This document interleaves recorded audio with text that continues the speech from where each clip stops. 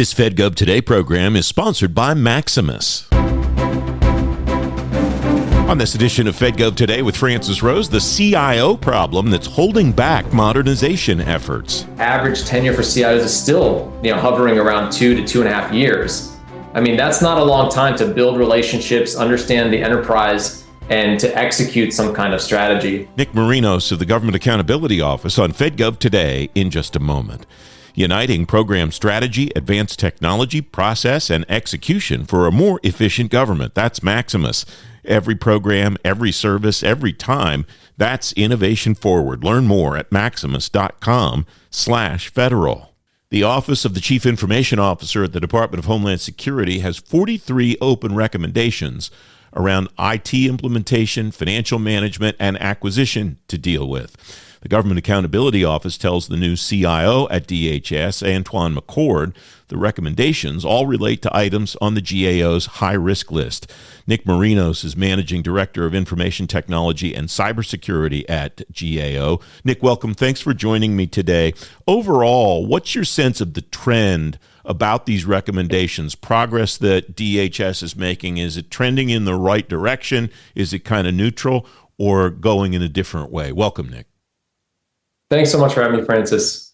I would say that we're headed in a good direction. The reality is that this letter represents a cheat sheet, if you will, for new CIOs. We're doing this along with 24 other agencies whose CIOs, often coming in brand new into their organizations, are getting this list of recommendations coming out of many reports, often dozens of reports that we've issued, just helping to shed attention and pay attention to the particular areas that need more work. But having said that, we've made 6,000 recommendations since 2010 in the areas of cybersecurity and IT, and we've seen about 80% of those get implemented. So even though we're not all the way there, 8 out of 10 is pretty good. We just think that each of these recommendations present an opportunity to reduce risk at the organizations. All right. You summarized these, you write in this letter to the CIO at DHS, and one category that you write about is ensuring the cybersecurity of the nation. You write, we recommend the department fully implement federal risk and authorization management program, FedRAMP requirements. Where is the agency falling short in FedRAMP now? And what would you like to see the agency do to close that gap, Nick? Yeah, we've actually, to their credit, we've seen improvements within how they're leveraging the FedRAMP program and ensuring that they're using it consistently across the organization. We looked at 4 agencies within that particular effort and really looked at whether they were implementing key practices. Quite a few of them were being implemented, looking at things like just figuring out what security responsibilities individuals within DHS have among the other agencies too. Understanding the importance of continuous monitoring to make sure that they know that their cloud service providers are getting them covered from a cyber perspective. In this case, the longer pole in the tent is just making sure that that's consistently done across the board. FedRAMP has been set up to try to establish a very clear and concise way for an organization to know they can trust the provider of the cloud service. And that's one area that we continue to wait to see them fully implement. DHS has a little bit of a home field advantage, I imagine, in cybersecurity because one of its components is the Cybersecurity and Infrastructure Security Agency. Is that giving them any kind of advantage that other agencies may or may not have on cyber? Yes, we definitely see their benefits of having that in-house set of experts available to them. A lot of times that group within CISA not only provides its expertise to federal agencies, but even to critical infrastructure entities outside of the federal government. So DHS has had its benefit in that expertise being available to it. It sounds like the cyber posture of the agency is improving, not just in the cloud area, but in other areas as well. What are the other areas of the agency's cyber posture that you have recommendations for? Yeah, so they kind of span looking at specific components. So we've done work, for example, at Secret Service over the course of many years. We've looked at them from an IT perspective. So how have they been able to identify gaps in their workforce, as well as from the cybersecurity perspective. In fact, one of our reviews looked at zero trust architecture. It was one of the first looks that we actually did looking into ZTA at Secret Service. we found that they actually had been making some pretty solid progress. In fact, they've addressed several of the recommendations from the report. And we've just got that last recommendation that they're working towards implementing at this point. You also write about improving IT acquisitions and management, and you write DHS needs to address challenges related to effectively acquiring and managing IT. This includes addressing significant program management shortcomings for its Homeland Advanced Recognition Technology program. What's the story behind that? What does DHS need to do to get or keep that on track? Yeah, that's actually a very solid example of a body of work that we tend to be asked by Congress to do, looking at programs that may be in development, either an acquisition or actual development activity taking place, and whether they're following good best practices for project management. So a lot of focus on good cost estimating, schedule assessment. Are they on budget? Are they on schedule? And in times when that's not happening, a lot of times our work will come in and make suggestions that they can leverage best practices to have a better accounting of how that money's being spent.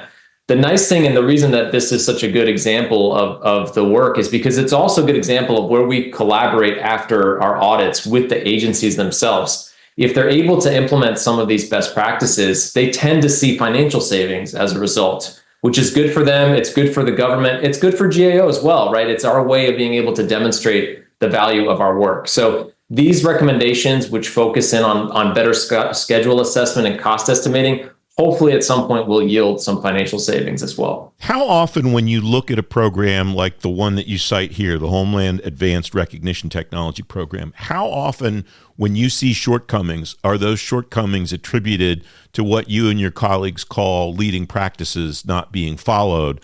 And how often are they attributable to something that's peculiar to that particular program or the mission set that the program is supposed to address? Yeah, Francis, I'd say it's most often on the former. Whether it's a specific OMB requirement or a law that says that something should be followed, normally those guidance documents or those requirements are based off of best practices themselves. We also leverage the private sector and academia to build a case for why an agency should be thinking about implementing leading practices. So as someone's reading our report, it's not just us saying, hey, we think it's a good idea. We're able to point to a source that's definitive, that's authoritative, and can help them understand why it's valuable. So the nice thing is then, obviously, as we are having conversations during the audit or afterwards, we're also able to point them to resources that might help them to implement those practices. In the IT acquisitions and management area, you also write DHS needs to fully address statutory requirements for IT portfolio management. Portfolio management for IT has been a struggle for every agency, I think. Is what DHS is dealing with peculiar to its agency, again, because of mission delivery or the nature of the acquisitions or whatever? Or is it the same kind of, I guess, culture change is really the major change that's going on here to shift to a portfolio management approach for IT? Yeah, that report focused on DHS along with the other 24 CFO Act agencies, as well as OMB. So you're right in making that assumption that perhaps it's not just unique to DHS. In fact, that report has dozens of recommendations. They're aimed at different federal agencies, as well as to OMB. We think that there is a real opportunity for financial savings, upwards of $100 billion that could be saved, $100 million that could be saved, if they're able to fully implement portfolio reviews, to have conversations, sit down and really talk through how agencies are organizing their IT. So DHS definitely has work to do. It really does need to be done in conjunction with OMB and the other federal agencies. And acquisition issues like that and like financial management issues that we're going to move to next, I imagine are complicated because the lines of delineation for autonomy can blur a little bit. Is that a fair assumption on my part? When something sits in both the IT shop and the acquisition shop, I imagine there can be, both of those offices have are stakeholders, and that collaboration and communication can probably make or break one of these operations. Is that a fair assessment on my part? Definitely, and it increases complexity. So if a cold reader were to look at this letter and they were to see reports that date back to 2019 for one of them, for example, I wouldn't want their assumption to be that effort hasn't been happening at the agencies. But a lot of times there are many moving parts that have to work together to actually fully address an issue that we've identified in an audit report. That is most definitely a good segue into the financial management piece, where you have often the chief financial officer responsible even for systems modernization. And then you've got the CIO's office over here that has to collaborate with them as well. Yes, and about that, you write, our recommendations in this area are directed to the Joint Program Management Office implementing the new financial systems within the Office of the Chief Financial Officer. Is it within the scope of the work that you and your colleagues do to examine what that communication and collaboration level is like, or is it just within the scope of your work to see they started here, their goal was to get here, and they sit at someplace in between that today? Yeah, we definitely do both. In fact, GAO has built over the course of many years a really solid set of leading practices focused on collaboration. And we often need to leverage that as we're looking at these areas where you have multiple organizations that have key responsibilities and really need to work together. So that often becomes a whole other set of recommendations themselves that are sort of talking about, okay, how do we make sure that any miscommunications on this maybe particular program or agency don't happen, in the future as well. So we try to address the root cause of the issues in those cases. Either specifically related to the work that this PMO that you're writing about here is dealing with, or generally among collaborative efforts between CIO offices and other CXO offices across government. What are usually the strong suits and what are usually the weak points for those collaboration efforts that those leading practices might help address? Yeah, they actually come down to some very intuitive, activities. So frequent communication, making sure that stakeholders are clearly coming to the table when big decisions are needing to be made, that there's clarity and expectations of what the roles and responsibilities of each of these groups are. So a lot of those things that you would think of that you would want to see or you would compliment if you see good collaboration between organizations. I think in this case, right, within the context of financial systems modernization, what that would look like is a CFO office that really represents the mission. Like, what are we using these systems to achieve? Working with not only the IT modernizing folks, but also the cybersecurity experts to be able to address any issues that may come up. So these specific recommendations that still are outstanding focus in specifically on that. They've actually done a lot of the work. They've been testing their systems, they've been identifying issues, and our recommendation is actually for them to implement their recommendations. So where they found vulnerabilities, go ahead and plug those holes. You write about the work with the Coast Guard that the agency's doing on the Coast Guard's financial systems modernization effort, and that caused me to think the complexity of DHS. I think everybody understands that would be listening to this program. What is the role and what is the right role of the OCIO at DHS headquarters in interacting with a component like the Coast Guard on a financial management upgrade? Because you add another level of complexity kind of in a vertical way to what you and I just talked about from a horizontal perspective. So you have the Coast Guard's OCFO, DHS's OCFO, I imagine, is involved in that JPMO. And then you have the IT shop at both organizations involved too. And I mean, no disrespect to DHS or the Coast Guard, but the more people you add, the more layers of complexity that you add. And I wonder what sense of how all the traffic gets directed you got from looking at a situation like that. Yeah, there are a variety of responsibilities. You've laid them out pretty clearly there. And I think that's also a really good opportunity to just explain how complex and enormous DHS is, in terms of its relative size. That's going to create even more complexity. So at the Coast Guard level, or any of the components of DHS are going to have their own specific responsibilities. A lot of times they are obviously going to be the ones on the ground doing the more technical testing or evaluating how efforts that they have underway are being addressed, and then coming up with corrective action plans, like how are we going to actually fix the problems we found. At the higher level, at the OCFO level, or even on the OCIO side as well, they have responsibilities. They need to roll up all of that information and be able to then not only report out on, for example, the accuracy and consistency of their financial statements at the end of the year, but if they have responsibilities to report on, for FISMA purposes, so for cybersecurity, legal reasons, what the state of their cybersecurity program is, they're only going to be able to do that if they collect this information. So we do have often recommendations at that higher level to make sure that information is flowing properly. In this case, we have a good example here. We've seen, that DHS is tracking, it's identifying, issues and trying to keep up with them, but we would like to see those corrective actions happening quicker. So what you find in your tests, are vulnerabilities, address those vulnerabilities. You didn't address this in the letter that I saw, but so I don't know is a perfectly reasonable answer to this question, Nick. But what do you know and what do you track regarding what those layers of autonomy and what the layers of cooperation look like? So the kind of the benchmark for this question is from a conversation I had with Ken Bible when he was the CISO at DHS. It was probably a year and a half ago. And I asked him about the level of collaboration in the CISO council that he conducted there and how they set policy and how they set practices and so on. And his response was, well, I'm the CISO of the agency. And what I took away from that was that he has, as the CISO, has a pretty high level of influence and say about what the policies and practices of the CISOs of the agency are. And so that's what I bring to you.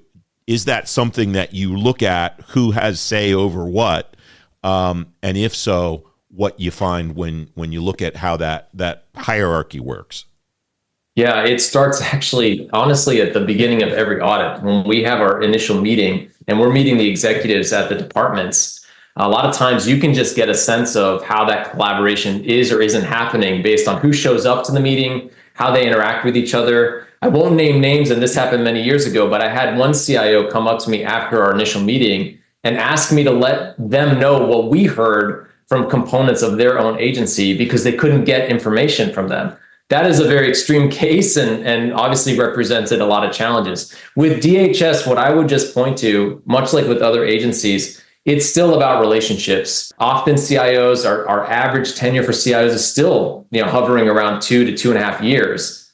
I mean, that's not a long time to build relationships, understand the enterprise, and to execute some kind of strategy. And in fact, that's really why the Comptroller General tasked my team with getting these letters out the door. He really wanted to try to accelerate the process of familiarizing themselves with the state of play within their organizations by at least having this list of recommendations that point to places that perhaps might be some quick wins for them.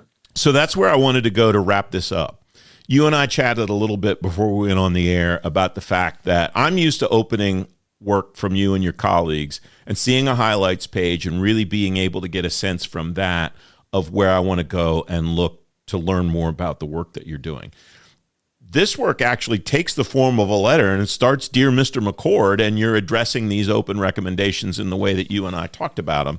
And you mentioned before we started that this is a new approach, a new product basically for you and your colleagues. What's the impetus for that? And what do you hope that this does differently than the traditional way that you and your colleagues have put information out there before? Yeah, we have a nice track record to point to in GAO having sent what they call priority recommendation letters since 2015. So to each of the agency heads as they come into their points of leadership, they're getting this kind of letter, obviously across all topics that GAO does its work in.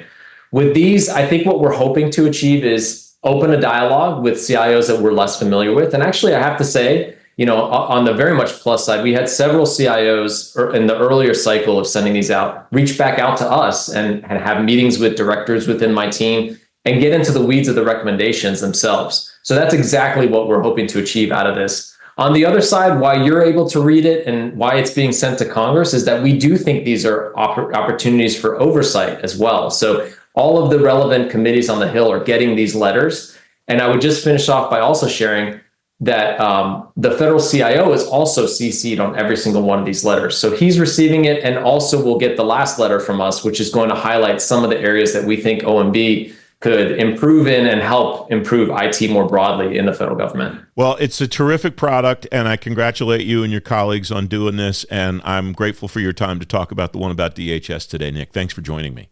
Thanks again. I really appreciate it, Francis. You can find a link to the work Nick and his team did on today's show page at fedgovtoday.com. The Department of Veterans Affairs will scale its electronic health records deployment in 2026.